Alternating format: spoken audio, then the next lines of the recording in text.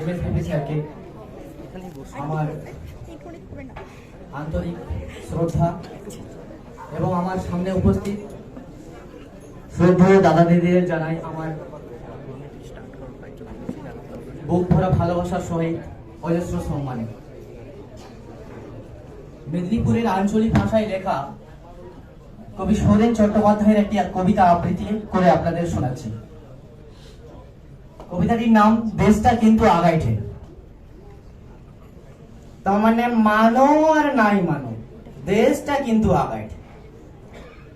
আগে যেমন কিরিং কিরিং ফোন ছিল, এখন কিন্তু গান বাজা মোবাইল ফোন বাড়াইছে।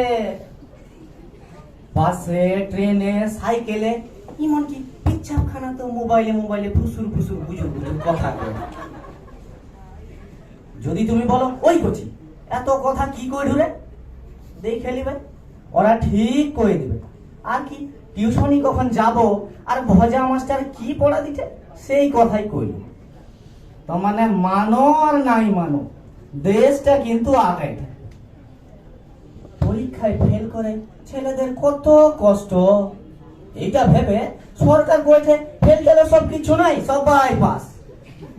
লক্ষণ মন্ডলের বেটা পঞ্চু এরকম করে 9 ক্লাস পাস করে নিয়ে পঞ্চায়েতের দরখাস্তে বাপের নাম লিখাতে লণ্ঠন মন্ডল। তো মানে মানো আর নাই মানো, দেশটা কিন্তু আগায়। এখন আবার কেবল টিভিতে ডেলি ডেলি কত সিনেমা কত সিরিয়াল হয়েছে। আর কি সিনেমা দেখবি? 15 মিনিটের সিনেমা হবি কি হবি নি, 25 মিনিটের কমার্শিয়াল বেরে। চা দোকানে কানাই মুখে বলে জানো মোর সব সিনেমা টিনেমা সিরিয়াল টিরিয়াল মোটেও ভালো লাগেনি। সিরিয়াল ছেড়ে আমি এখন বিজ্ঞাপন দেখি, বিজ্ঞাপনের নায়িকা গুলাই ভালো। মানে মানো আর নাই মানো, দেশটা কিন্তু আগায়। গোষ্ঠ হাজরার বেটা লিতাই চন্দ্র পঞ্চায়েতের আগে ডুমিয়ে মাল খেয়ে চোখ লাল করে সন্ধ্যাবেলা টলতে টলতে ফিরে এসে বাপকে বলেছে বাবা মুখে টাকা দাও মুই ভোটে দাঁড়াবো। বাপ বলে আরে লিতাই তুই কও কি, তুই আগে নিজে সোজা ডাং হয়ে দাঁড়া তারপর ভোটে দাঁড়াবি। নামি না শিখলে নেতাগিরি হবে নি, আমি গেলে পেটের সব কথা বাড়ি যাবে।